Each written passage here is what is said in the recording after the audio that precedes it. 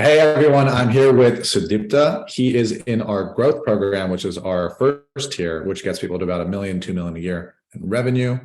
And so today we're just going to talk about, Sudipta, where you were when you started or before you started, where you got to so far in the program. You've been in the program for like 135 days. And what were some of the roadblocks along the way and how you overcame them, both mentally and mechanically? Does that sound good? Absolutely, Apurva. It has been a wonderful experience in the program so far. When we joined the program, we were doing around 8K a month approximately. And the key question at that point of time was, is it going in the right direction? Is it worth the amount of time and effort which is being put in, because payrolls have to be made every month. We have, and I've been in the program from Jan to where we are now at end of April. We have clearly seen a shift in the revenue traction. So we are now looking at over 1 million ARR as the immediate mode. And if we just look at how we would do with our confirmed contracts, we are looking to a few millions, upwards of between 3 to 5 million is the number which we are looking at, even with the currently closed contract.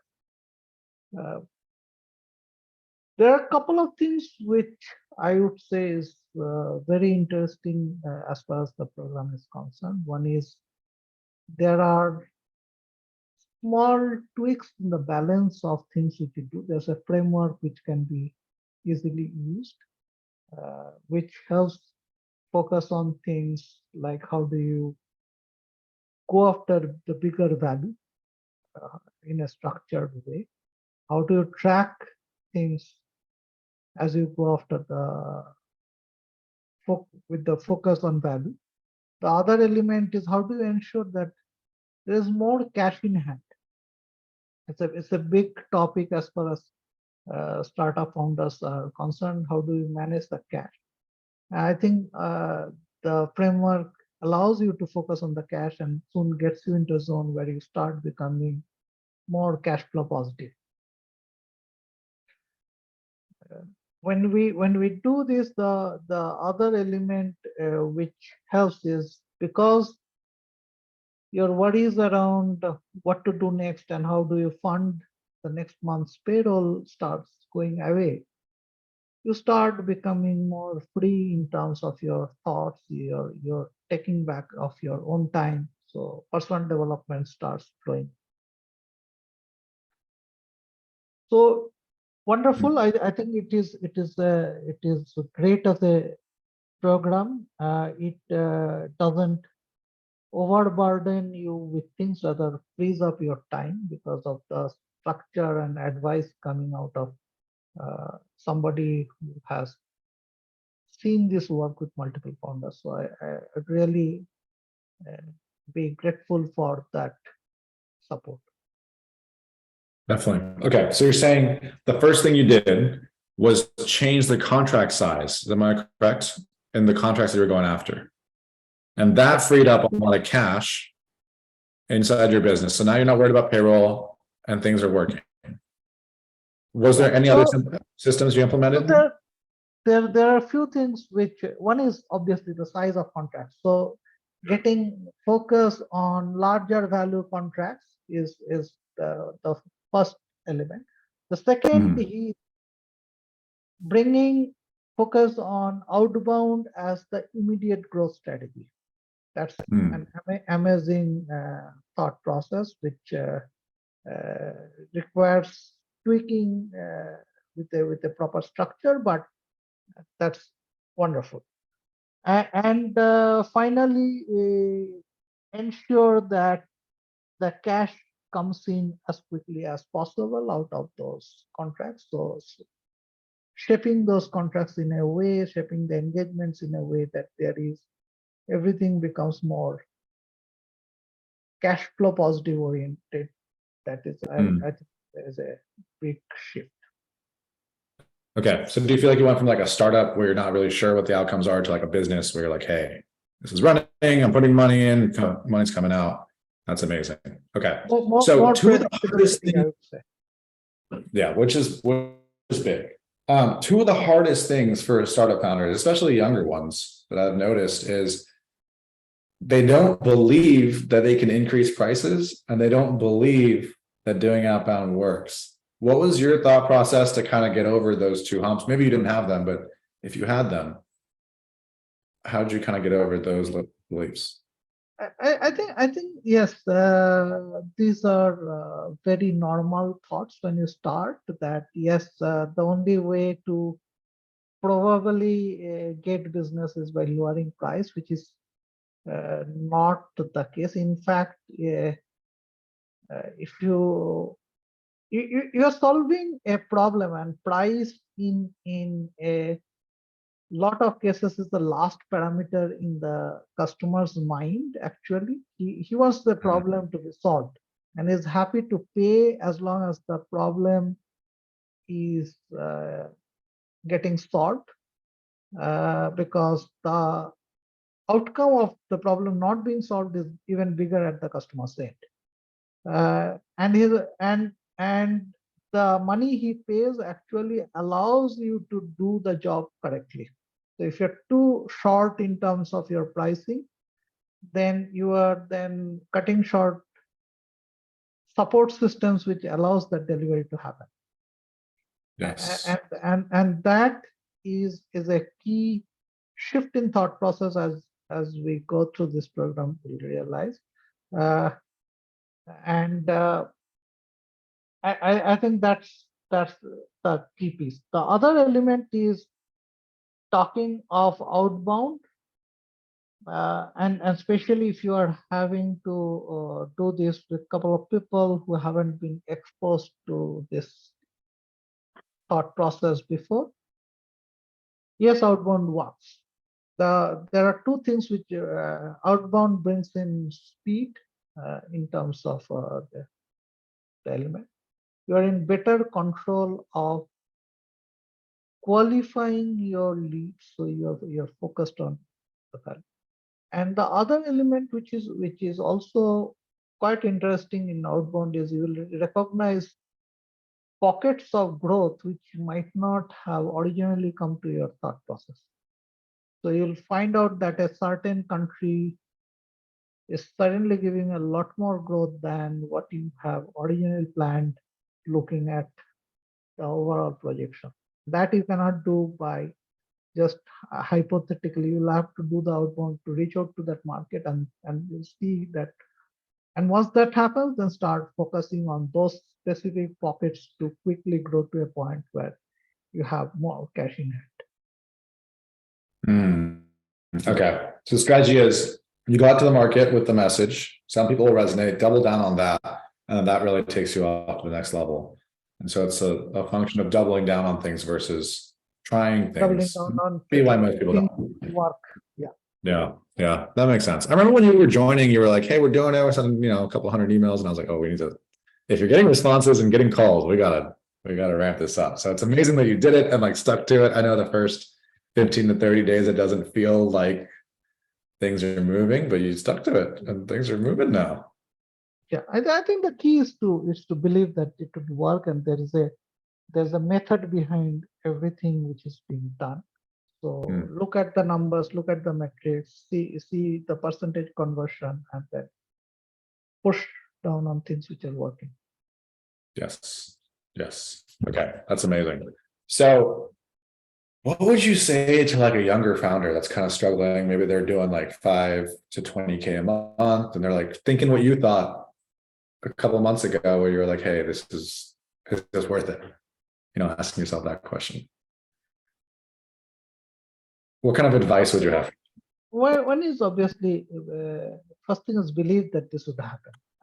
The belief will bring you resilience and actions behind everything you do. The other element is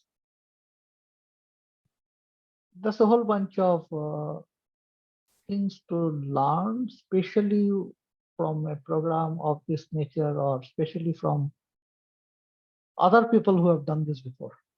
I would put it on the last point, other people who have done this before. So a program of this nature gives you a structured way to leverage on that knowledge of other people who have done this before.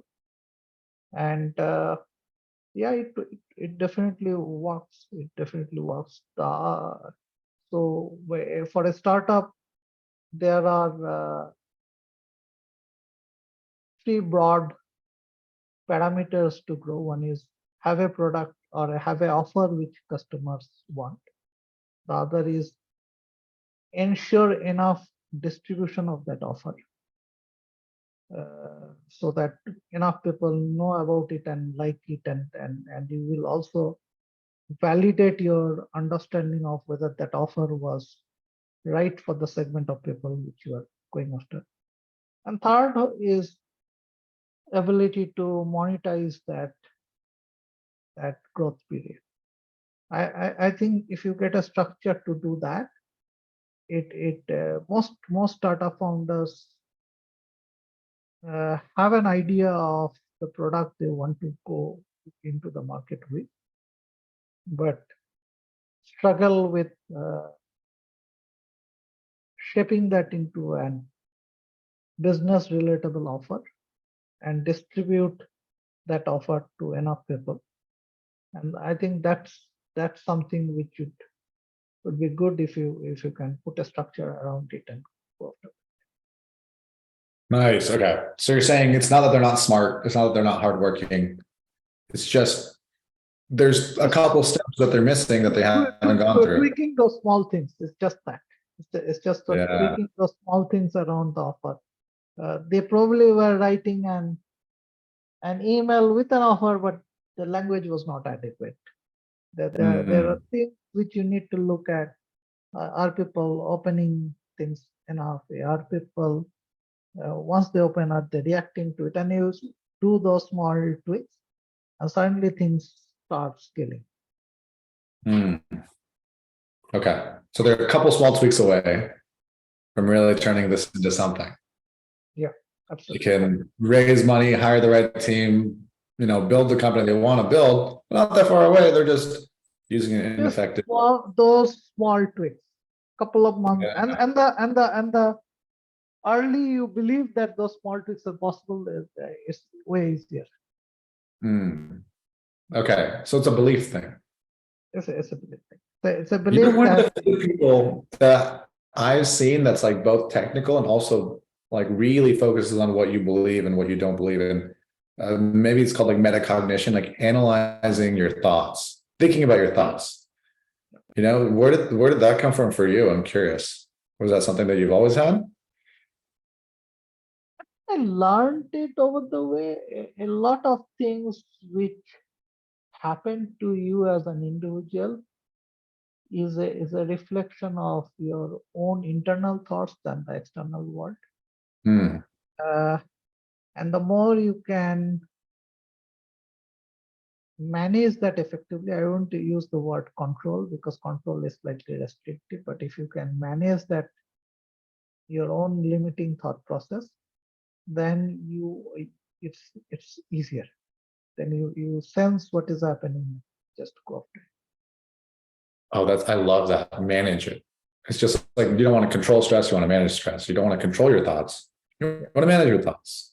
So everybody would. So one of the questions which comes out as a startup founder is, are you not afraid? Yes, you would be afraid, but the question is, would you allow that fear to sort of make you act irrationally? Or would you know that this is normal and just think rationally and take calculated risks and still go ahead? Yes. I've seen that a lot, especially when people are tired. Yeah. They'll feel fear, right? Because that's just completely natural for the body to be dysregulated when you don't sleep well. And I remember the way I got out of it was I was like, I'm feeling so off. I'm feeling this fear. I'm not taking action. And then I don't know where this came from, but I had this epiphany moment where I realized, hey, if I was in the jungle and there's a lion in front of me and I'm feeling this fear, what happens? I die. But if I was in the jungle and there's a lion in front of me, there's no way I would just freeze. You know what I mean? So why am I freezing now? What do I have to do to get out of this danger zone, whether it's real or not? Move. I just got to move. I have to take the next step and get to the next destination, regardless of whatever's in front of me. And that's kind of what you're talking about. Is really cool.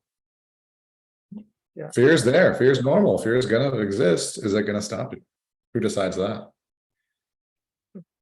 It is normal. It's just how you sort of acknowledge that and then. Yeah, and manage it. Yeah, Expect it to be there. it's expected to be there. You are trying to grow. You're trying to get into space, and the whole point of growth is you're trying to do things which is beyond the average or beyond the normal. So you are expected to get into unknown, and the element of fearing the unknown is there. But manage that. Nice. I love it. I love it. Is there any closing words you'd like to say to everybody watching? I think it's great to have someone talk to who understands the space. So the other piece of the value which I derived out of a program of this nature is I got to speak to you on a regular basis. Founding a startup is a lonely process. You need someone whom you can talk to and who can relate to the journey you're going through. And that helps a lot. That clears up your mind a lot. Yeah, that was a big reason why I started this, because not everybody can move to Silicon Valley and drop everything. And I was like, okay, how can I make sure people get that access to founders just being around on their phones, on their laptops, on their whatever, at their leisure? So I'm glad it's helping. I'm glad it's working. Thanks to you for that.